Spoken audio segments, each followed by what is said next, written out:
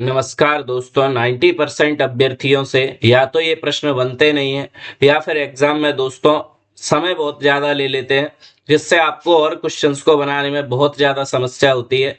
तो मैं रवि तोमर आज आपको अपने YouTube channel Ravi Indore academy पर दोस्तों ऐसे ही 10 से 11 प्रश्न कराऊंगा जो आपकी कैलकुलेशन को बूस्ट करेंगे, मोस्ट है, रिपीटेड है और आपके एग्जाम में बार बार पूछे जा रहे हैं दोस्तों।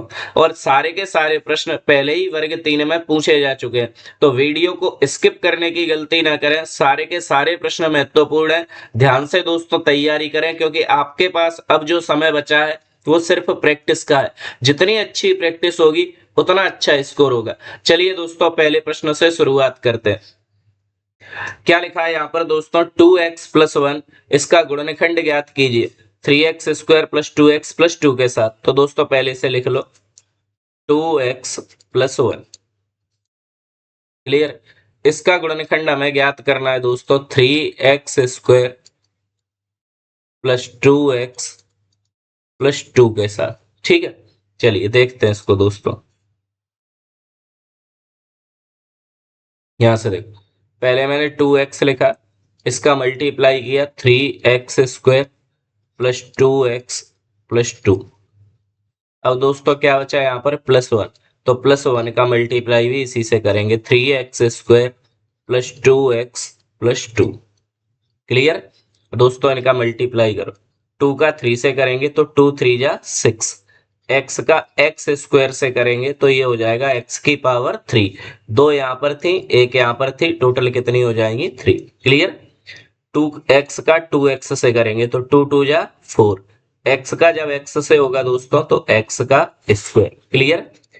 2x का 2 से करेंगे तो 2 2 जा 4, एक x आ जाएगा। क्लियर। 1 का जब इससे करते हैं दोस्तों तो पूरा वही नंबर हमारा आंसर होता है। 1 का जब इससे मल्टीप्लाई करेंगे तो यही आ जाएगा 3x square plus 2x plus 2। तो सबसे पहले तो दोस्तों हमारा हो गया 6x क्यूब। अब ये देखो, ये 4x स्क्वायर, ये 3x स्क्वायर जुड़ के कितने हो जाएंगे 7x स्क्वायर। ये दोस्तों 4x, ये 2x, तो प्लस के बोलो कितने हो जाएंगे 6x। लास्ट में क्या बचा है 2। यही हमारा क्या हो जाएगा आंसर। चलिए देखिए कहाँ लिखा है, ये दोस्तों पहला ऑप्शन ही हमारा दिया है, यही आंसर हो जाएगा। क्लियर। उम्मीद है दोस्तों आपको समझ में आ रही होंगी चीजें। समझ में आ रही हैं तो चैनल को हमारे को सब्सक्राइब कर दीजिए, वीडियो को लाइक कर दीजिए, अपने दोस्तों के साथ शेयर कर दीजिए दोस्तों। और कमेंट सेक्शन में जरूर बताएं यस सर हमारी समझ में आ रहा है। इसी तरीके की सीरीज एग्जाम तक कंटिन्यू रखो। चलिए दोस्तों, यदि एक वृत्त की त्रिज्या में 3 सेंटीमीटर की वृद्धि होती है, मान लो पहले त्रिज्या थी दोस्तों r, अब त्रिज्या हो गई r प्लस 3, 3 की वृद्धि हो गई। बोल रहे नई परिधि का दोस्तों नए व्यास से अनुपात बताइए, नए व्यास से अनुपात। ठीक है, नई परिधि यानी दोस्तों वृत्त की परिधि कितनी होती है 2 पाई r, त्रिज्या हो गई है r प्लस 3, तो r प्लस 3 लिख दिया। नया व्यास, व्यास क्या होता है दोस्तों त्रिज्या का 2 गुना। नई त्रिज्या थी r प्लस 3, तो इसका भी 2 गुना कर दो 2 इंटू r प्लस 3। ध्यान से समझना, 2 से 2 क्या हो जाएगा कैंसिल, r प्लस 3 से r प्लस 3 कैंसिल। यहाँ पर दोस्तों क्या बचेगा पाई, और यहाँ पर क्या बचेगा 1। यही दोस्तों हमारा आंसर है पाई रेशियो 1। उम्मीद है समझ में आया होगा। प्रश्न महत्वपूर्ण है दोस्तों, वर्ग 3 के ही पूछे हुए प्रश्न है, इनको नोट करते जाइए या इस नंबर पर मैसेज कर देना, मैं आपको पीडीएफ सेंड कर दूंगा। लेकिन दोस्तों तैयारी अपनी पूरे मन से जारी रखो और लास्ट तक मेहनत में कोई कमी नहीं आनी चाहिए। मैंने इससे पहले भी लगभग 22-23 प्रैक्टिस सेट करा दिए, सारे प्रैक्टिस सेट को देखो और दोस्तों पढ़ो आप चाहे कहीं भी, लेकिन आपको क्वेश्चन इन्हीं प्रैक्टिस सेट से मिलेंगे और 100% मिलेंगे। तो दोस्तों आपको इनका रिवाइज बहुत अच्छे से करना है। चलिए, ये दोस्तों प्रश्न देखने में सरल लगेगा, लेकिन मैं गारंटी दे रहा हूं 90% लोगों से ये प्रश्न बनेगा नहीं। आप बनाकर देखिए। चलिए वीडियो को पॉज कर दीजिए, आप दोस्तों खुद बनाकर देखिए। चलो मैं कराता हूं प्रश्न को, ध्यान से समझना। ये लिखा है रूट में 48 माइनस रूट में 36। क्लियर है। तो दोस्तों इस 48 को मैं लिख सकता हूं 16 इंटू 3। क्योंकि 16 का जब हम 3 से गुणा करते हैं दोस्तों तो हमें कितना मिलता है 48। 63 जा 48। क्लियर। ये दोस्तों 36 बोलो काय का स्क्वायर बनता है यहाँ पर 6 का, और 16 बोलो काय का स्क्वायर होता है दोस्तों 4 का। तो 4√3 माइनस 6। क्लियर। ये दोस्तों 16 काय का स्क्वायर होता है 4 का। अब यहां से सबसे महत्वपूर्ण पॉइंट चालू होता है कि √3 की जो वैल्यू है दोस्तों वो होती है 1.732। अगर आपको ये नहीं पता दोस्तों तो आपको ये सवाल यहाँ पर छोड़ना पड़ेगा। आप याद रखना √2 की वैल्यू, √3 की वैल्यू, √5 की वैल्यू, ये वैल्यू याद रखना दोस्तों, तो एग्जाम आपके लिए सरल हो जाएगा। चलिए 4√3 की जगह लिखा 1.732 माइनस के 6। ठीक है, 4 का मल्टीप्लाई किया, 4 2 जा 8, 4 3 जा 12, 17 4 जा 68 और 169 माइनस के 6। इसको माइनस कर दिया दोस्तों, तो आप मुझे बताओ 6 में तो 6 चला जाएगा, यानी यहाँ पर बचेगा 0.928। यही हमारा आंसर है। क्लियर है। उम्मीद है आपकी समझ में आया होगा दोस्तों। इन तीनों की वैल्यू आप याद कर लेना, ये मोस्ट है, मतलब आपको देखने के लिए मिलेंगी ये चीजें। चलिए, सबसे छोटी प्राकृत संख्या और सबसे छोटी अभाज्य संख्या। ये दोस्तों प्रश्न सरल भी है लेकिन लॉजिकल भी है। जिन बच्चों का बेस अच्छा है वो तुरंत कर देंगे। प्राकृत संख्या दोस्तों बताओ कहां से शुरू होती है, तो आप बोलेंगे सर ये 1 से शुरू होती हैं, और ये कहां तक जाती हैं दोस्तों, ये जाती हैं अनंत तक। क्लियर है। और सबसे छोटी अभाज्य संख्या, सबसे छोटी प्राकृत संख्या, तो सबसे छोटी प्राकृत संख्या कितनी हो गई 1। सबसे छोटी अभाज्य संख्या दोस्तों 1 नहीं होती, सबसे छोटी अभाज्य संख्या 2 होती है, तो इसका आंसर हो जाएगा 1:2। क्लियर है। उम्मीद है समझ में आ रही होंगी चीजें। समझ में आ रही है तो लाइक में दोस्तों आप कमी नहीं छोड़ेंगे, साथ ही साथ आपको दोस्तों कमेंट में ये बताना है यस सर हमारी समझ में आ रही है चीजें। चलिए इस प्रश्न को देखिए, 16 पुरुष 10 घंटे, इसका फॉर्मूला पहले आप लिख लो दोस्तों, क्योंकि मैं आपको काफी बार करा चुका हूं फिर भी समस्या हो रही है। तो इसको आप ऐसे लिखेंगे M1 D1 T1 upon W1, ये बराबर होता है दोस्तों M2 D2 T2 upon W2। एक चीज आपको और बताऊं दोस्तों, पूरा सिलेबस के ऊपर फोकस मत रहना कि जो सिलेबस में दिया है वही आएगा, ऐसा कुछ नहीं है।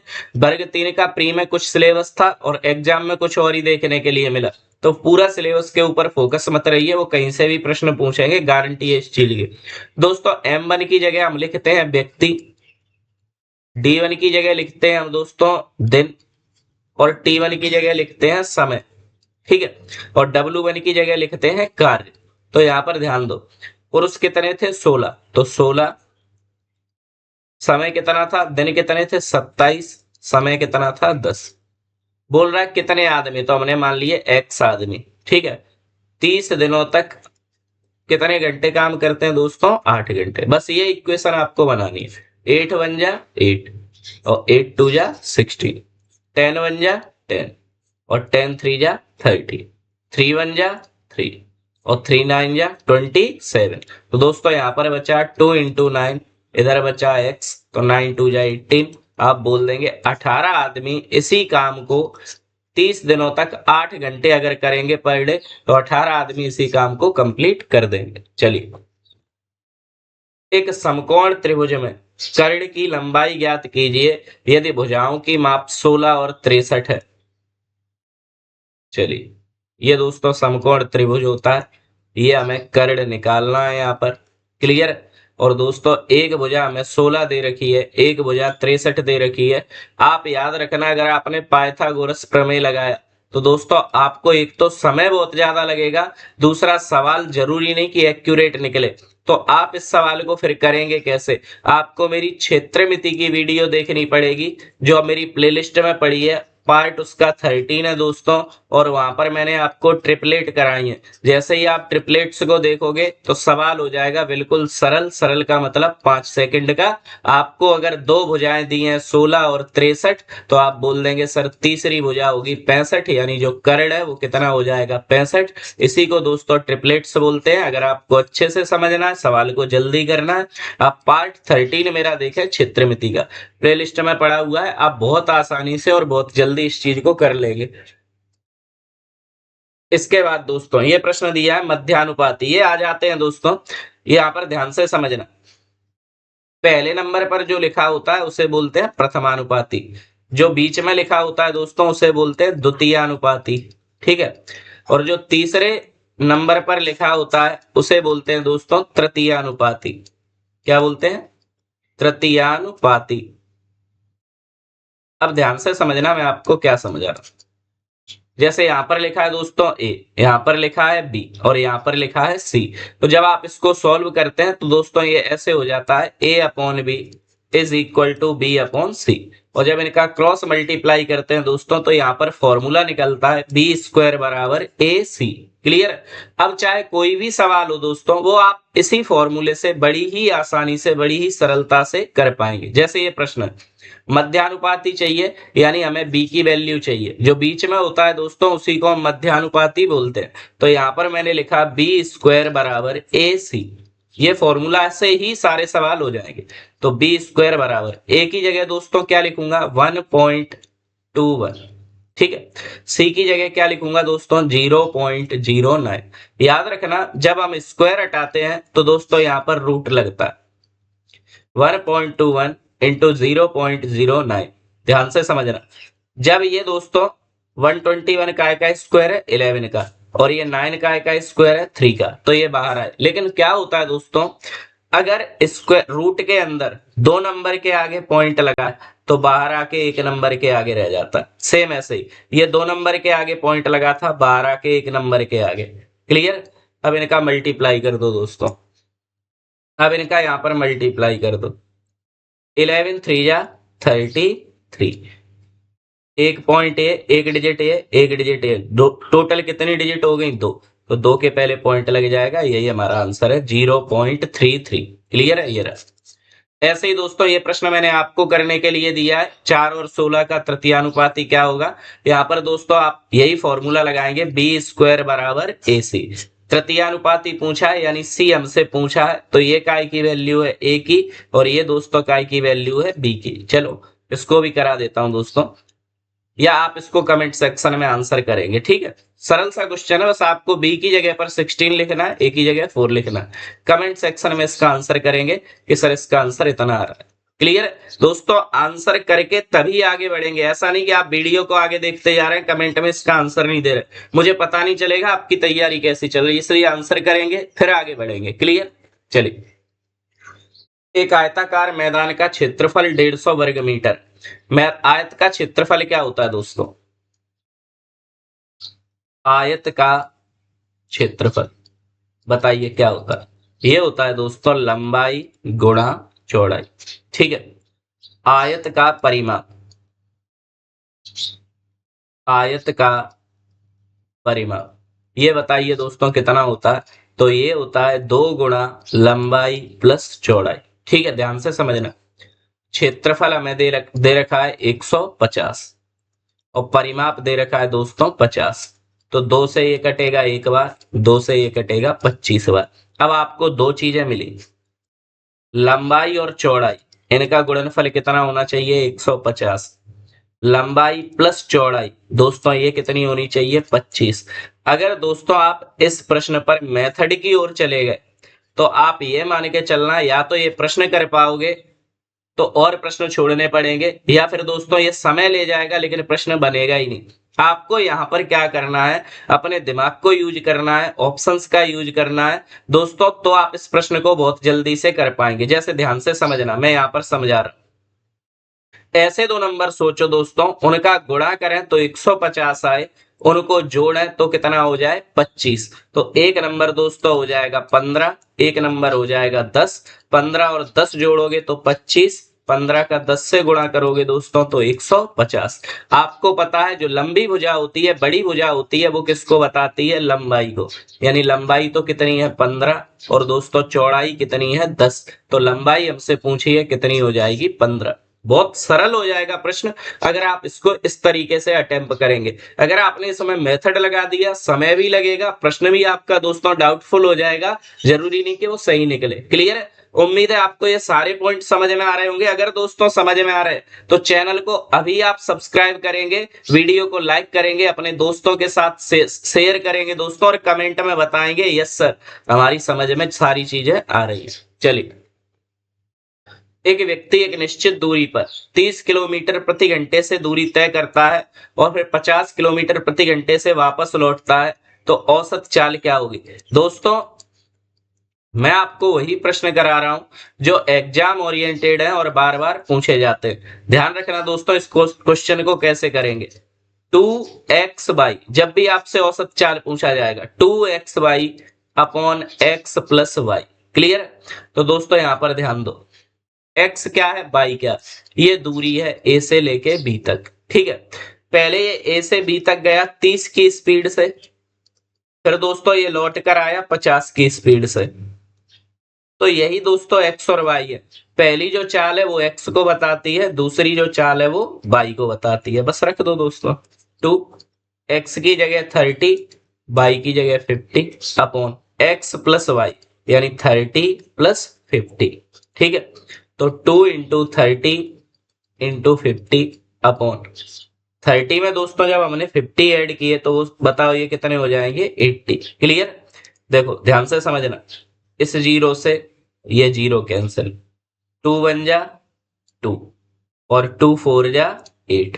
अब ऊपर दोस्तों क्या बचा है बताओ?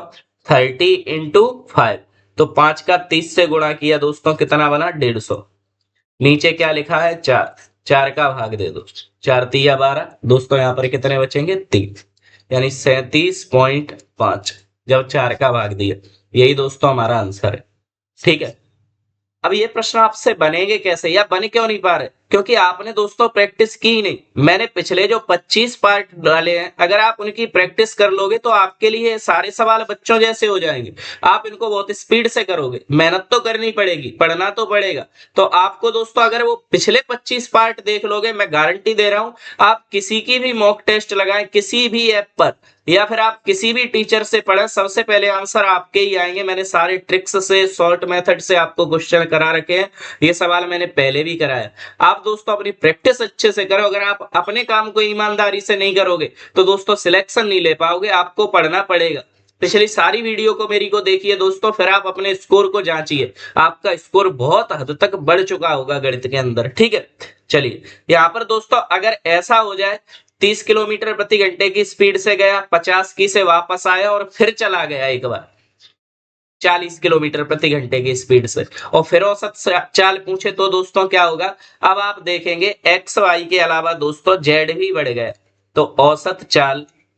अब दोस्तों फॉर्मूला हो जाएगा, याद रखना, 3x by z upon x y plus by z plus z x. ये दोस्तों आप फॉर्मूले को नोट कर लेना, क्योंकि वर्ग 3 में ये फॉर्मूला डायरेक्ट पूछा गया।